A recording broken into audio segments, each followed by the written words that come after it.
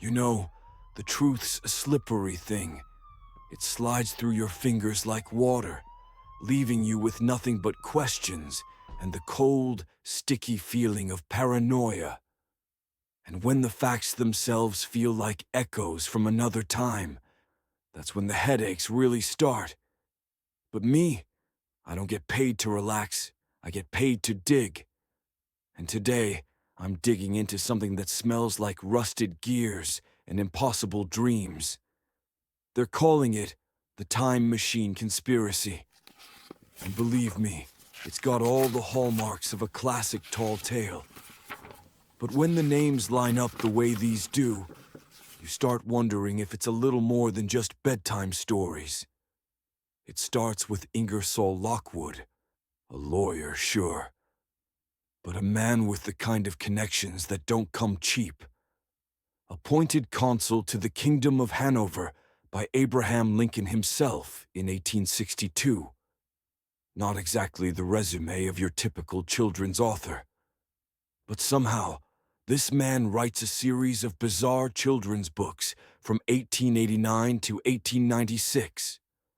Books about a kid named Baron Trump and his dog Bulger, traipsing through underground worlds and bizarre adventures. And the cherry on top, his final book, 1900, or The Last President. Sounds like fiction, right? Except when you start reading between the lines. A rich young man from a wealthy family, navigating strange lands with his dog. A boy living in Trump Cast, a hotel on 5th Street in New York City, and a mentor called the Dawn. A political outsider elected president amid chaos in New York. And then there's Lockwood himself.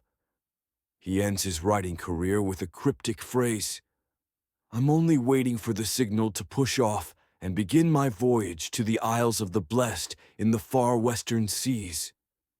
Sounds like a poetic farewell, or maybe code. Code for something bigger. Now here's where the conspiracy train picks up speed. 2 days after Nikola Tesla dies in 1943, the FBI swoops in. And who do they send to investigate it all? The alien property custodian. None other than John G. Trump, the uncle of the guy who'd eventually become president. He grabs everything the man ever scribbled down.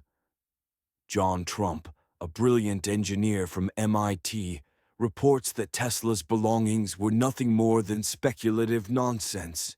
No threats, no world-changing secrets, just the scribbling S of a madman who spent his days dreaming about wireless power. It seems unlikely that a man with a mind for quantum physics like no other just ran out of anything relevant to say. But here's the kicker.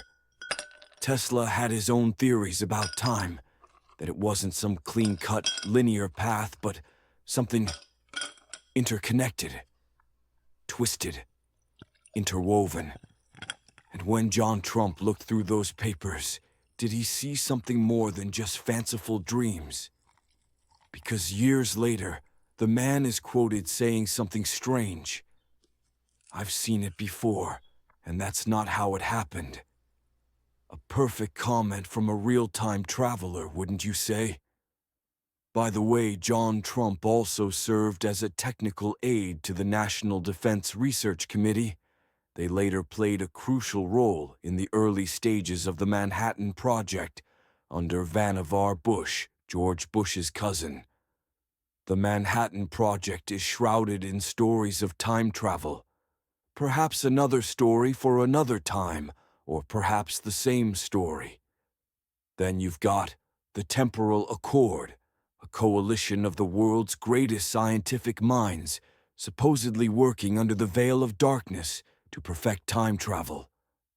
And their counterpart, the Continuum Preservation Society, a powerful secretive organization hell-bent on ensuring time travel never reaches the public. Their claim: any disruption to the timeline could shatter reality itself. To them, even the existence of time travel is a threat. What does this have to do with the Watchers? everything. See, while the Accord is racing to crack the code of temporal mechanics, and the Preservation Society is breaking bones to keep them from succeeding, the Watchers just want the truth. And when they crossed paths with me, Gideon Rook, things got real messy, real fast. Now, every lead I follow feels like I'm chasing shadows through a house of mirrors. Nothing's clear, and everything's dangerous. There's more. The 1953 book, Mars Project, by Werner von Braun, describes the leader of Mars being called Elon. Now tell me, does that name sound familiar? Because it should. The man who named his flagship company Tesla, and he has publicly said, "I'm a 5,000-year-old alien time traveler." Just a coincidence, or another cog in the machine? This is where the trail goes cold. Or maybe it's just getting started. Is this some cosmic joke? Or is someone somewhere leaving breadcrumbs, testing how far we're willing to dig? The world's a twisted place, and history, well, maybe it's not as linear as they want us to believe. So here I am, stuck between two warring giants, one trying to pull time travel from dreams into reality, the other trying to make sure it stays buried forever. And me, I'm just the fool with a shovel. They bury the truth. I dig it up. Maybe the truth will be found in the comments below. Watchers are everywhere. Don't forget to like and subscribe. Share this with your friends. Maybe you will become the next Raven 6.